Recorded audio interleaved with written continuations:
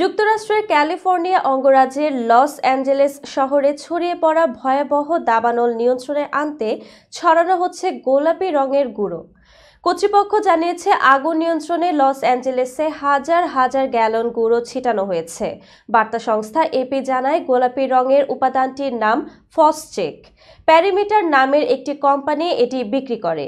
আগুন নিয়ন্ত্রণে 1963 সাল থেকে যুক্তরাষ্ট্রে ফসচেকের ব্যবহার হয়ে আসছে।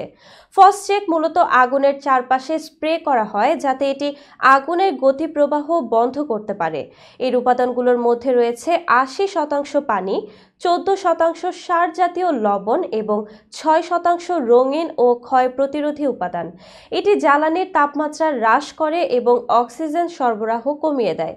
প্যারিমিটার কোম্পানি পরামর্শ দিয়েছে, ফসচেক যত দ্রুত সম্ভব পরিষ্কার করা উচিত। এই গুঁড়ো যত শুকিয়ে যাবে, পুরোপুরি পরিষ্কার করা তত কঠিন হতে পারে। ছোট কোনো জায়গা থেকে গরম পানি ও অল্প ডিটারজেন্ট ব্যবহার করে এটি উঠিয়ে ফেলা যাবে। আর পৃষ্ঠটি বড় হলে পানির উচ্চচাপ ব্যবহার করে পরিষ্কার করতে হবে। তবে ফসচেকের ব্যবহার নিয়ে বিতর্ক রয়েছে। সমালোচকদের মতে এটি পরিবেশের জন্য ক্ষতিকর। এতে থাকা রাসায়নিক উপাদান কার্যকর নয়, জলাশয়ের মাছ মেরে ফেলে।